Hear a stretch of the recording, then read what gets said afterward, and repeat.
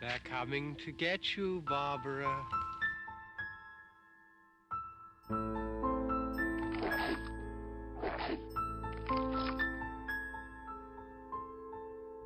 zombies are taking over.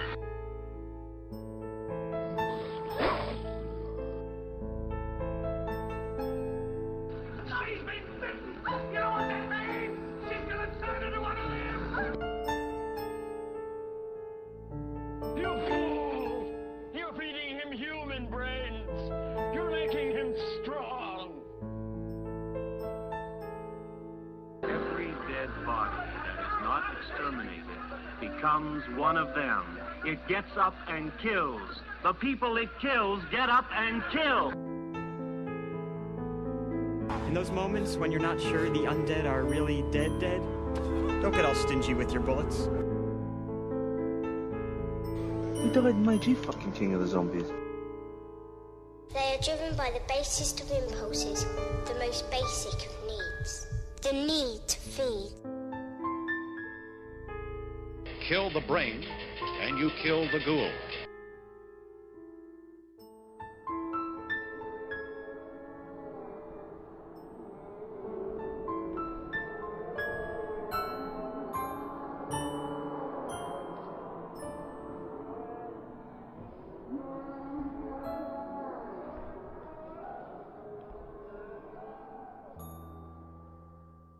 I'd like to have a calm discussion on this topic. You think we can manage that?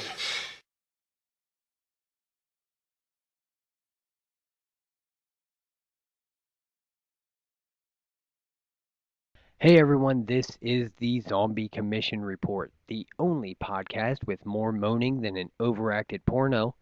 I'm your host, Patient Zero, bringing you the show's early release. Here's the circumstances behind that. I originally intended to release the show on January 3rd of 2015.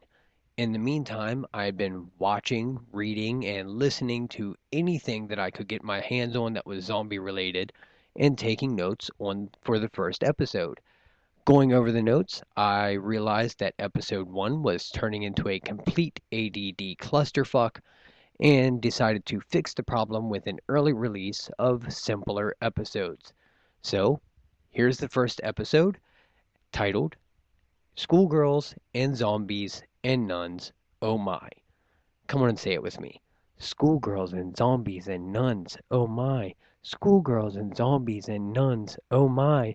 Schoolgirls and zombies and nuns, oh my. Okay, that's enough of that.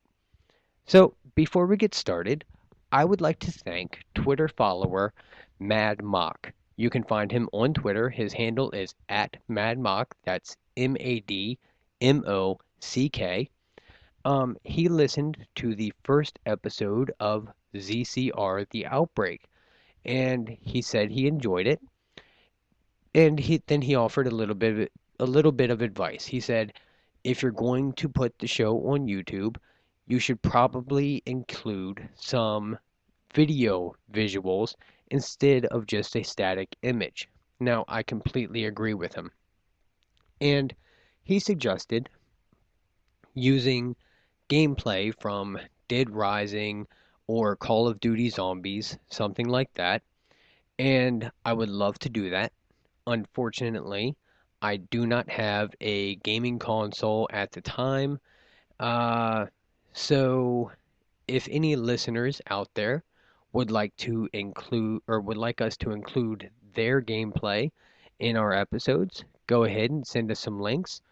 Also, if you're an independent filmmaker who has done some zombie genre work, you could send us links to that also. We will gladly use it, gladly give you guys credit.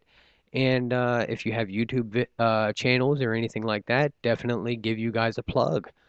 That said, I am including some video cues in this episode.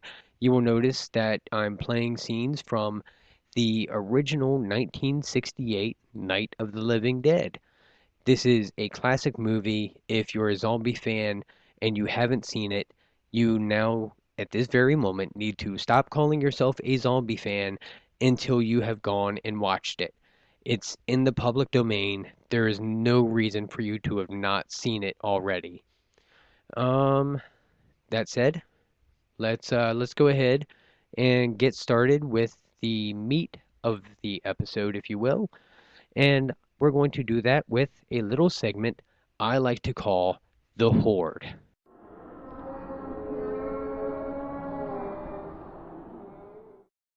So, when I started the Twitter account, I started asking people who followed me, if the zombie apocalypse happens and civilization as we know it completely falls, what simple pleasures from life will you miss the most? I got a few answers. I'm going to go ahead and share those with you. I hope to get more answers for future questions. Zombie Dance Party shared they will miss microwavable steak and cheese burritos. ZombieApocalypse.net shares they will miss electricity, Chinese takeout, and the feeling of security.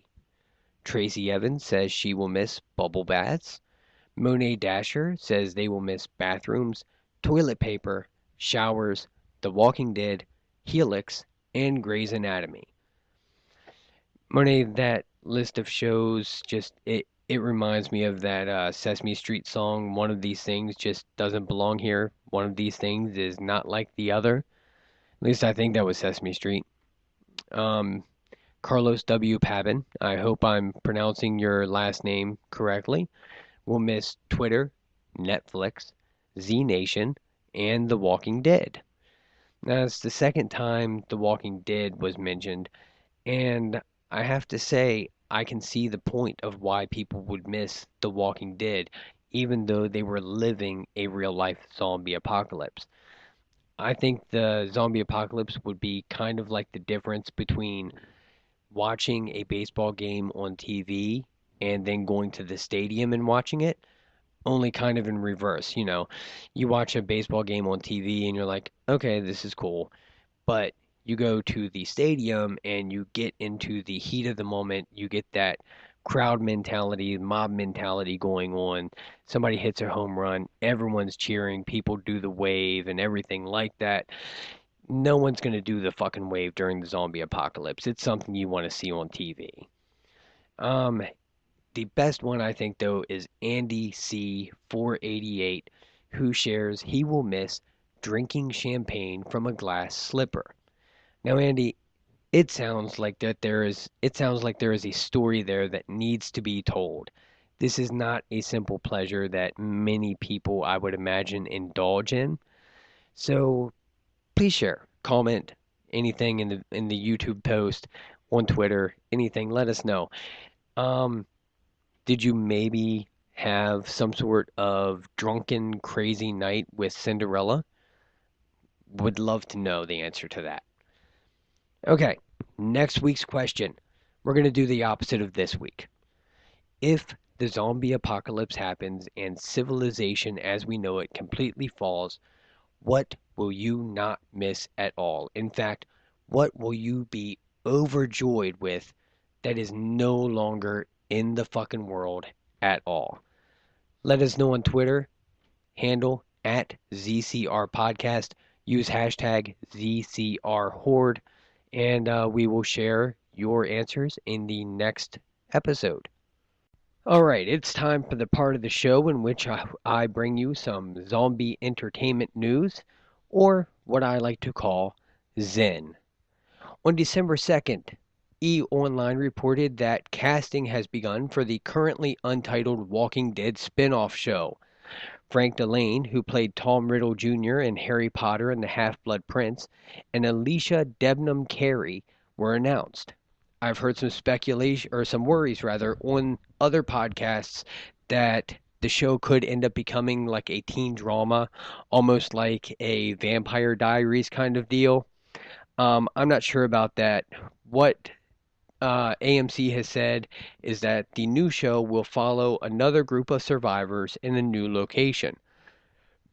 Walking Dead creator Robert Kirkman will be part of the team, as will Gail Ann Hurd. This gives me a lot of hope for the new show, and I will definitely be checking it out.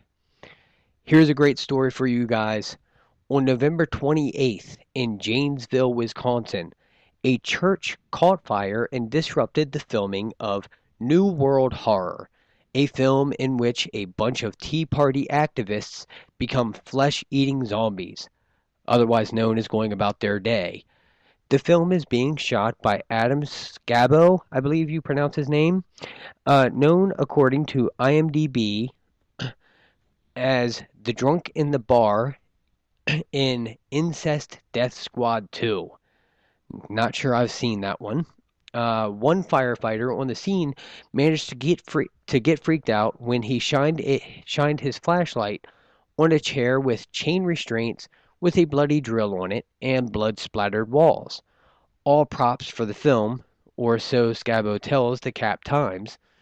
The film itself is only 3% away from completion, and personally, I hope I'm able to see it one day. I mean, tell me you wouldn't want to watch a ditzy Sarah Palin have her guts eaten out. One last thing I did want to bring up to you. I'm not sure if you guys have heard about this or not. Do you think you have what it takes to survive the zombie apocalypse? Well, filmmaker Maximilian, I'm going to say his name's Neiman, is willing to give you the chance with 5 minutes, an interactive short film. In it, the first symptom of turning into The Walking Dead is memory loss. You will have to help main character John remember before he blows out his own brains. The film is not embeddable, but you can watch/play it for free by visiting www.5minutes, and that's 5 is spelled out, it's not the number 5, it's 5 spelled out minutes.gs. I tried it and hope to see more of these interactive shorts and even some feature-length films in the future. So that's what I have for the news for you guys. I hope you come back and join us next week for some more news.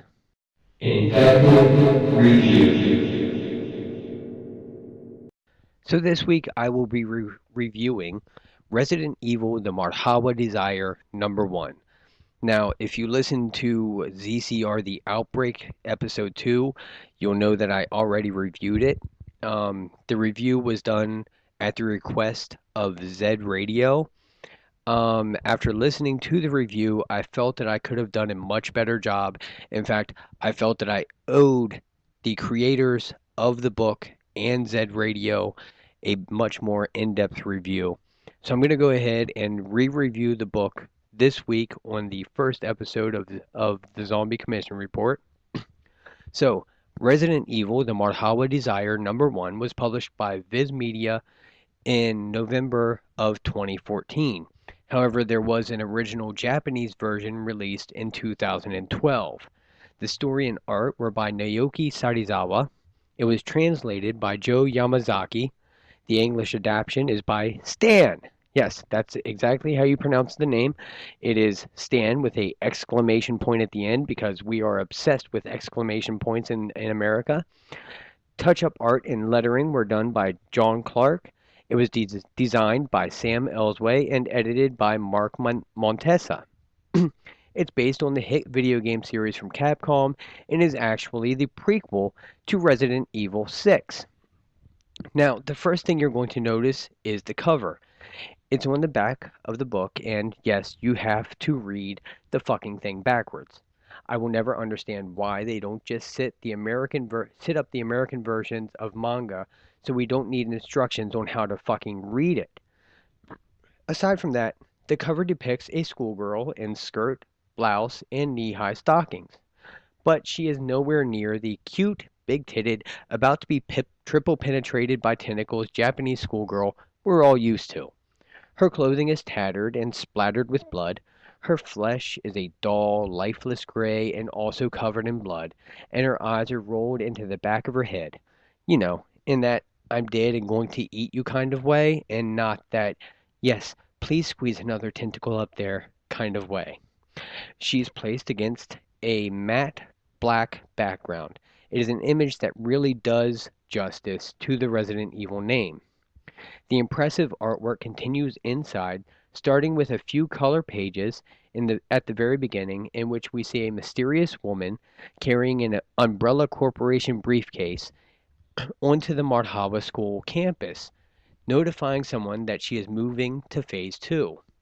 The remaining color pages depict a female student entering a classroom to meet another female student, apparently late. Any hope we have of a schoolgirl lesbian scene is quickly ruined when the waiting schoolgirl kills her would-be pleasure slave. Past this prologue is black and white, but don't worry, the lack of color does not take away from the experience at all. In part, in part one of the six parts in this installment, we are introduced to Doug Wright, a professor of biology at Bennett University in Singapore, and his hormone-filled nephew Ricky Tozawa, who is a science and engineering major at the same school. Professor Wright receives a letter from a Mother Garcia, whom he apparently knows, at the Marhawa school, and is shocked by whatever is written in it because he immediately takes a 3-day leave from teaching and rushes out the door to head to Marhawa Academy. On his way, the professor runs into Ricky and invites him along for the trip, offering him extra credit to help him with a special project. Since he's failing the class, Ricky readily agrees and the duo head off to Marhawa Academy, described as Asia's largest and most prestigious school. After an off-road ride through the jungle, in which it is revealed that Mother Garcia is an old girlfriend of Professor Wright's, and yes, Asia's largest and most prestigious school is apparently located in the middle of a dense jungle, they arrive and are greeted by Bindi Bergara, I believe that's how you pronounce it, and Alyssa Lin, the president and vice president of the student council. After an overly horny Ricky introduces himself to the girls, they take him and his uncle to visit Mother Garcia. And yes, that's Mother as in Nun Garcia. Doesn't say a whole lot about Professor Wright's prowess as a lover, does it?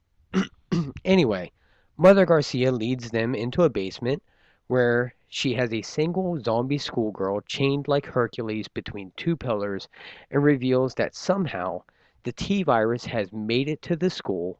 Realizing that he is in over his head, the professor offers to contact the Bioterrorism Security Assessment Alliance, aka the BSAA. Garcia protests, however, worried that the reputation of the school will be affected. So, the underqualified Ricky and his uncle head out in search of the T-virus's source.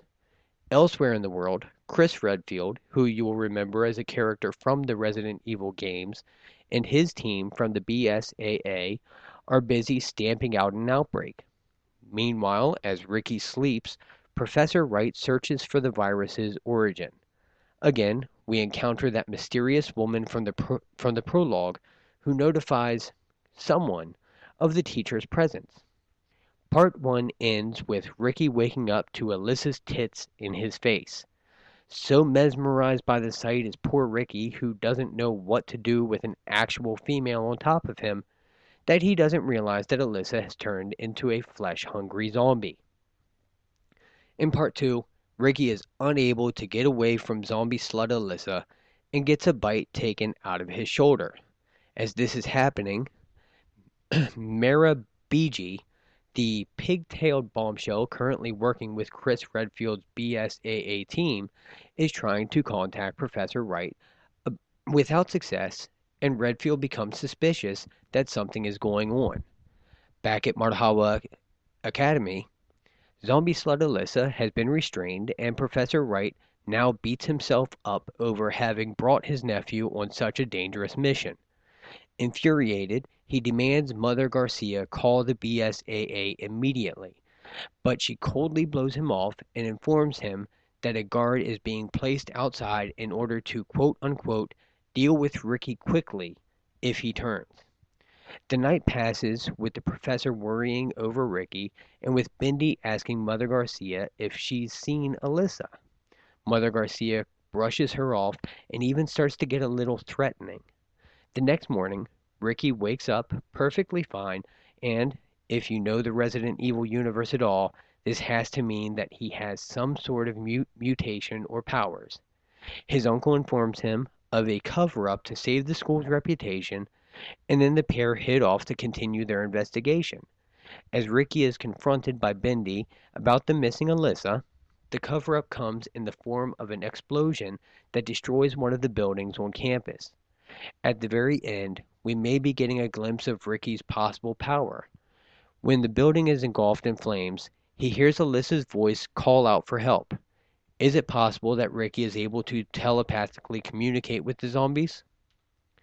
Part 3 opens with Redfield and company having arrived in Singapore and eating at Professor Wright's favorite restaurant. After repeated attempts at reaching him, they decide to head to Bennett University in search of answers. Then we are back at Marhawa, where students frantically try to decide what to do about the fire. Mother Garcia arrives on the scene to stop anyone from contacting the outside world, stating that the building was slated for demolition anyway. Nothing to worry about at all. 2 students missing, building explodes, everyone remain calm. Trust me, I'm a nun. Bendy is not convinced by her act, though, and Ricky suddenly realizes what's going on. Mother Garcia is trying to destroy any evidence that the T-virus existed there at all. He and Professor Wright rush into the inferno just in time to see the corpses of the 2 missing girls burning to ash. At the very end, Bendy walks in and sees her friend's body in flames. Part 4 then opens up with a direct butting of heads between Wright and Garcia. The nun insists the professor keep quiet and continue looking for the source of the virus.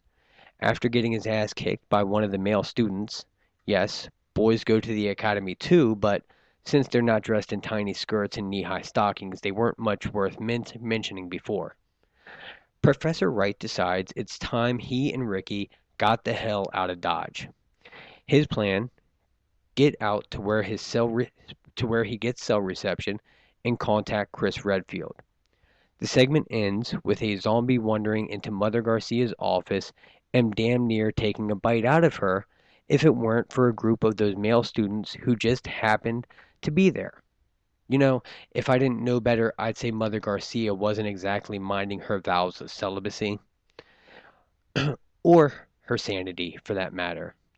We start part 5 with her pulling a gun on the zombie that creeped up on her and splattering its brains all over. Doug and Ricky arrive at their Jeep to find it completely demolished. They have no other choice but to resume their investigation, if only to protect the other students on campus. We are allowed a little backstory on Mother Garcia after an entire page devoted to her taking a shower, and we begin to see her for a megalomaniacal despot. The final part of issue 1 begins with the mysterious woman from the prologue watching as Bendy mourns Alyssa at the site of the fire. Ricky shows up with flowers and spills the beans about what really happened to Alyssa. The professor fears Bendy may now be in even more danger, especially since she wants to help with the investigation. Finally, as a group of inspectors explores a basement on campus and become infected. They become infected. With 5 zombies now roaming this building, the issue ends with Professor Wright and Ricky about to enter with Tahir Kapoor, the school's special advanced security guard, and Ray Zhu, a senior instructor. It's a scene that promises a gory bloodbath to start off the next issue. The artwork through the book is very well done, especially when it comes to the zombies. They are gray-skinned, gore-covered monstrosities filled with mindless violence. The book does suffer from the dialogue, though. It's rather one-dimensional, and therefore so are the characters, making it hard to care about them. For a book with a parental advisory on the front and a rating of M for mature on the back, I feel the dialogue should be a bit more in-depth and adult, and I don't mean just throwing in a random damn or shit into the vocabulary. If you're a die-hard Resident Evil fan, add it to your collection. If not, preview it before you buy. Listen up, maggot. It's time for Apocalypse Boot Camp. Before we even start getting into how to survive a hypothetical zombie pandemic, we need to first discuss whether such an event is even possible. The best way for us to do that is to talk about the different types of zombies we've seen throughout history. We'll discuss the possible existence of each one and whether or not they could cause a pandemic. So, if you thought a zombie was a zombie was a zombie, sit back and listen closely. What you're about to hear could save your zombie bait ass one day. Have you somehow pissed off God Almighty? Maybe you drank too much or visited one whorehouse too many for his righteous liking. If this is the case, you run the risk of being cursed to become a walking corpse called a revenant. You would then spend your unlife haunting and feeding on the living, because if there's one thing God loves even more than punishing the wicked, it's tormenting his believers. Taking care of these ghouls involved decapitation, removal of the heart, and burning the bodies. Belief in these creatures was widespread in the Dark Ages. Myself, being a rational atheist, find it hard to believe in them. But if I'm wrong, and there is no such thing as logic, I wouldn't worry a whole lot about a pandemic. Unless God gets really mad at the whole human race and decides to exterminate everyone. But he'd never do that, right? Is there a necromancer, voodoo priest, or priestess for the sake of political correctness? Or even a master hypnotist near you? Then tread lightly. You could soon be turned into a zombie slave. Longtime staples of pulp fiction, radio shows, and films, zombie slaves are people risen from the dead, though not always, to do their master's bidding. Belief in this zombie exists to this day and is so strong that it is actually illegal to create a zombie in Haiti. Could they exist? If the voodoo priest is using a variety of herbs crushed into a powder, but don't expect them to do much. As far as hypnosis goes, not likely, since people won't usually do things suggested to them that they wouldn't normally do, such as eat their neighbor's brains. Pandemic? Not likely, unless you consider mass hypnosis or a witch doctor administering massive amounts of zombie powder. Corpses rising up from morgue tables in funeral homes and shuffling around clumsily. You may have yourself an outbreak of the Romero dead. These risen corpses can be the product of radioactivity, toxic waste, or a virus. Take these slow, ungainly sacks of rotting flesh out by destroying the brain and follow up by burning the bodies into a fine crisp. But don't go fucking Rambo on them if they're in a large group. It is likely we will never see these things roaming the streets. Because, honestly, we don't have any viruses or radioactivity or toxic waste that can raise somebody from the dead. Could it go pandemic? Yes. Although, at what point this becomes part of the Romero mythology will be discussed in the next episode. Are the reanimated corpses in your neighborhood a little too fast and coordinated for your liking? You may be in the middle of a post-Romero dead outbreak. These motherfuckers are dead just like their Romero dead cousins, but they're fast as shit. Usually caused by a virus of some sort, they're dispatched by destroying the brain, headshots being the most common and fun way to do this.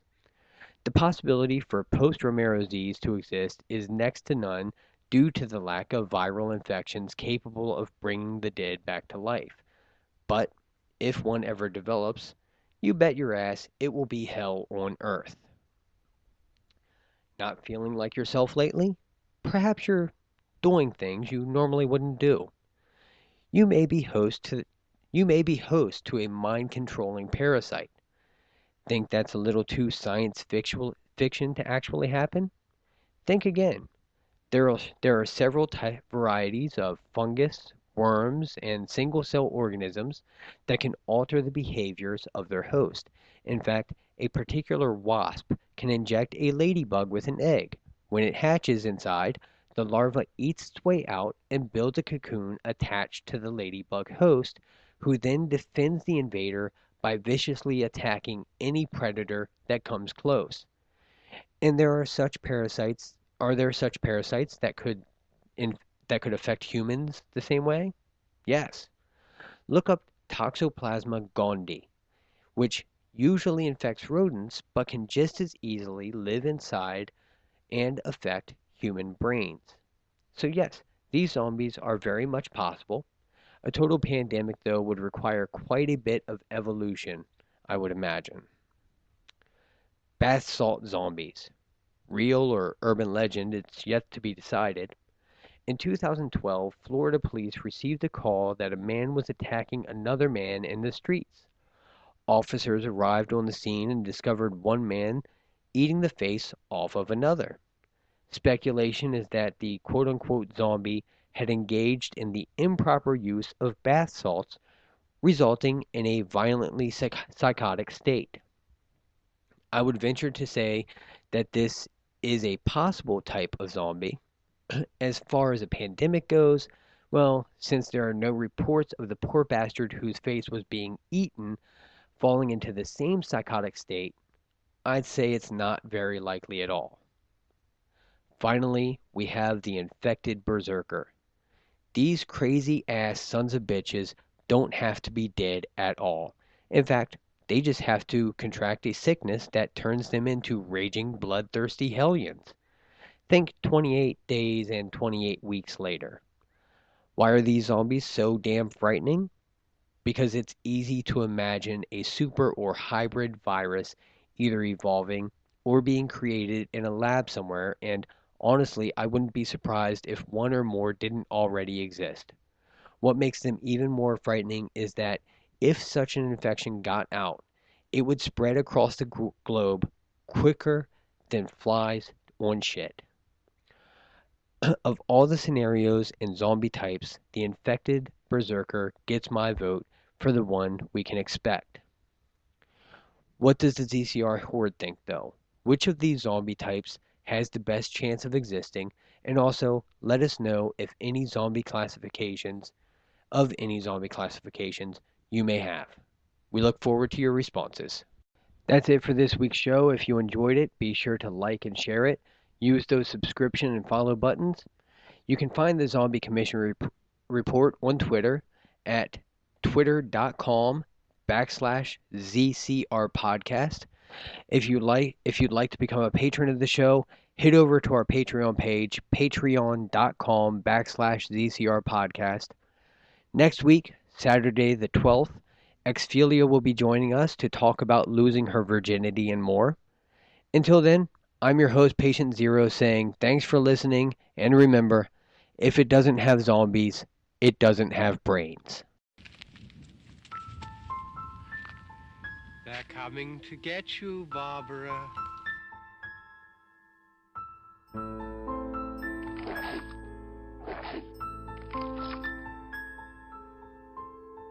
The zombies are taking over.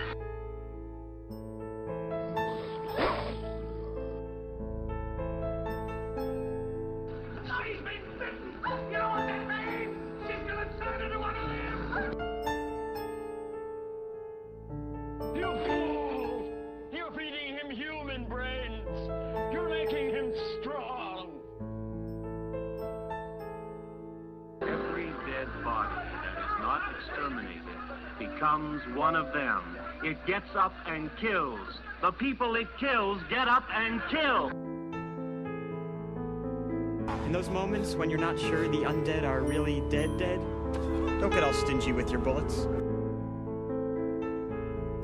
Who died my G fucking king of the zombies? They are driven by the basest of impulses, the most basic of needs.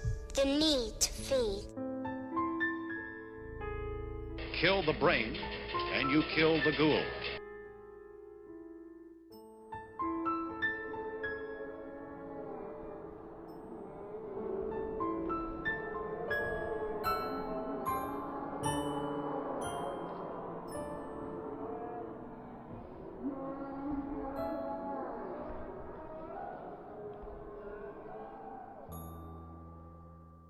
I'd like to have a calm discussion on this topic. You think we can manage that?